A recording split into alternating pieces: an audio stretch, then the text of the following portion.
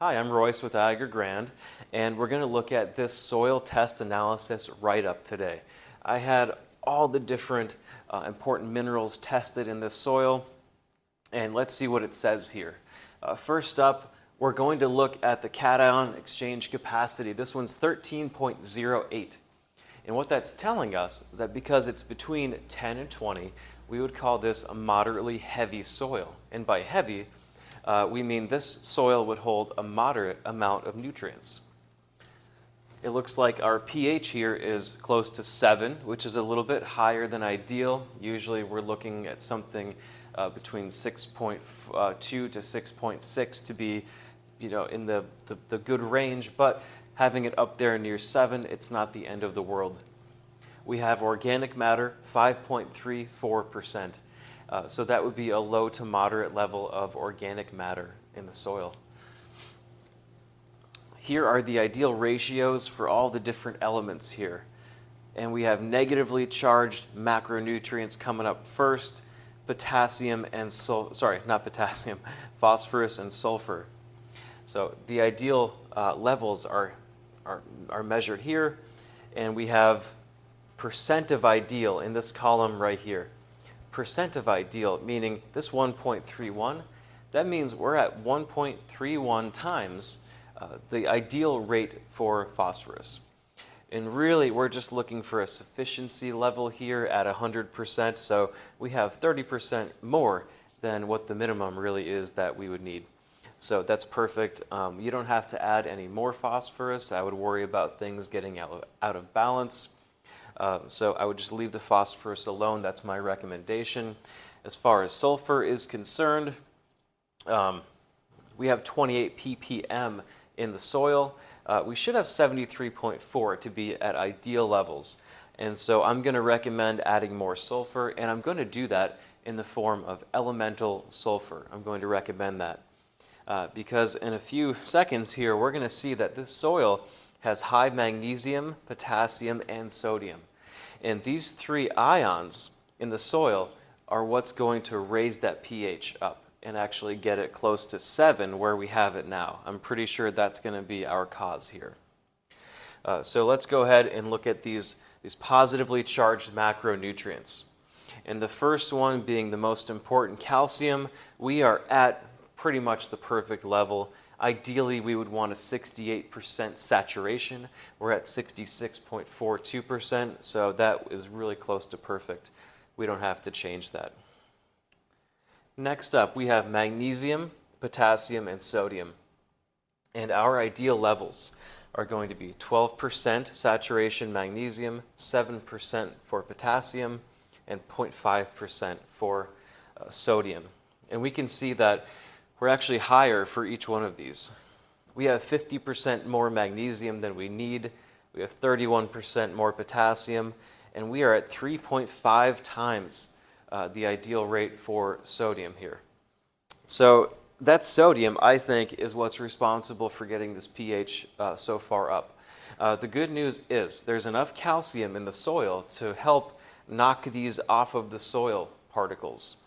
And we're going to do that by adding elemental sulfur. It's going to help that calcium get liberated from the soil matrix, and it's going to start bumping off those other cations, meaning magnesium, potassium, and sodium. It's going to start bumping them off, and they can get leached away by rainwater or by irrigation water, and that's going to bring their levels down. Whenever that happens, I would expect our hydrogen concentration of the soil, which is right now, it's actually at 0% base saturation. We would really love it if it was up close to 10%, but I would just imagine here that a lot of those free areas in the soil that could be occupied by hydrogen, right now they're being occupied by sodium and potassium and magnesium. So once we knock those off, we hope that the acidity of the soil is going to go up, and we're going to have more hydrogen ions in the soil. That's going to make it easier for the plants to absorb nutrients. Let's look at our positively charged micronutrients.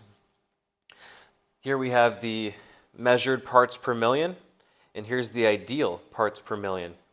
And here's the percent of ideal. So right now I'm looking here, we're pretty low on micronutrients, and we're going to want to add some. Iron, we're at 62% of the ideal level. Manganese is only at 25%. Copper is only at 12%. And zinc is at 63% of the ideal level. So all of those need to be added to our soil. Fortunately, we can add them all in sulfate form. And I'm going to go over the recommendation here in just a minute. As far as negatively charged micronutrients are concerned here, there's 3 of them that are important: boron, chlorine, and silicon.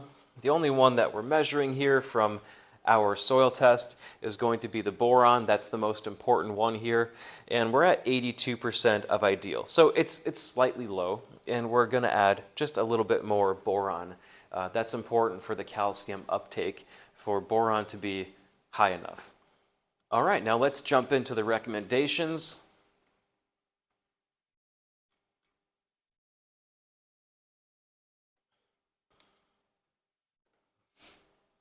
Up here in the top left, we're looking at elemental sulfur. It's almost pure sulfur at 99%. And we're looking to add 557 pounds per acre if we're working in a natural mineral soil.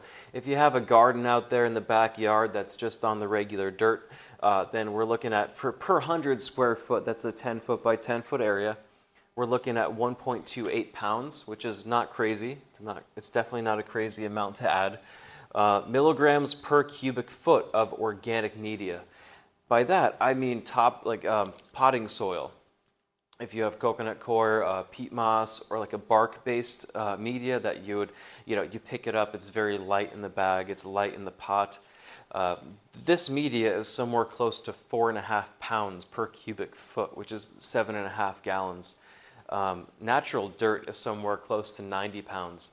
So if you have your plant pot out there and you can move it easily, then it's probably just an organic media or a potting mix, you can call it. If it's really hard to move, then it's probably a natural mineral soil, just natural dirt. So if you are in that kind of potting mix situation, you would want to add 550 milligrams per cubic foot, which is 7.5 gallons of media. Consider like an overfilled bucket to be just about that much media. And so that's close to 0.5 gram if you're using like a gram scale to measure this. The next one here is iron sulfate we're going to add, which is 20% elemental iron. And the pounds per acre here is 966 pounds per acre. If you're working with a smaller garden size, a 10 by 10, which is 100 square feet, we're looking at 2.22 pounds per 100 square feet. Or with that big oversized bucket of 1 cubic feet of potting mix, we're looking at just under a gram, 955 milligrams of iron sulfate. Manganese sulfate, similar situation here, about 600 pounds per acre, 1.37 pounds per garden plot, 10 by 10, or just over 0.5 gram for a large container of potting mix. Copper sulfate, 175 pounds per acre, just under 0.5 pound for our garden size area, and the cubic foot of organic media, 173 milligrams. Now down here, it looks like the bottom got cut off. Let me move the sheet. Lastly, we're looking at zinc sulfate and sodium borate. Zinc sulfate, pretty low amount, 106 pounds per acre, just under 1/4 pound for a garden plot, and 104 milligrams for a cubic foot. Sodium borate. This is the smallest micronutrient that we're adding here. It really just takes small amounts to increase this to acceptable levels. And it should be about 1/1000th of the level of calcium in the soil. And that's why this is so low here. We're only going to add 2 pounds per acre, or 0.004 pounds per garden plot, which is just a pinch, right? You can convert that from pounds into grams and have an easier measurement of that. For the organic media, 1 cubic foot, we're looking at 1.74 milligrams. That's really just a pinch.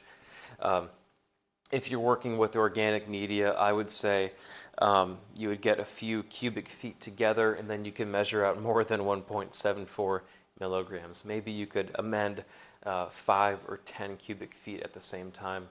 It'll be easier to measure that way. But I think this sample was in fact mineral soil, and so we can kind of ignore the organic media recommendations here because we are working in real soil. As far as the like the pounds per acre or pounds per 100 square feet is concerned, if your garden is a different size, you can just scale these numbers accordingly. Now, as far as the application, feel free to broadcast the elemental sulfur on the ground. The micronutrients here, zinc, sodium, manganese, and copper, you can mix those up in water and you can spray them on the ground and you can work them into the top few inches of soil. And let's scroll back up again. Similar with the iron sulfate. When it comes to spraying the micros, another trick is to add some fulvic acid to the mix, and you can kind of let them sit there for a bit. The fulvic acid is supposed to attach to those particles and kind of allow them to get into the soil better and into the plant more effectively also. You can add just a scoop of some fulvic acid powder to your sprayer, and you can mix it up with these micronutrients. So that's how I would do this recommendation for the soil. I would go ahead and add these, and don't feel like you have to add them all at the same time. I feel like maybe adding half in the fall and half in the spring would work out, or half in the spring and half in the early summer might work out too. It's worth noting that the elemental sulfur, it needs the soil temperature to be above 50 degrees for it to really be effective. It's a microbial process that converts this elemental sulfur into the compounds that are acidic in our soil. And that's going to help knock out those extra magnesium, potassium, and sodium ions. And the bacteria, they're going to help us. So it needs to be warm for that. And you can wait until spring to apply some of this sulfur here. So if you all out there want to get an analysis done like this, you can visit aggergrand.com. We can help you get the soil test done. You can purchase it right through the website. Or if you already have a soil test that you would like to get analyzed, you can purchase a consultation and we could do one of these for you and tell you what we think about your soil. So again, I'm Royce, I'm with Agger Grand, and hope to see you next time.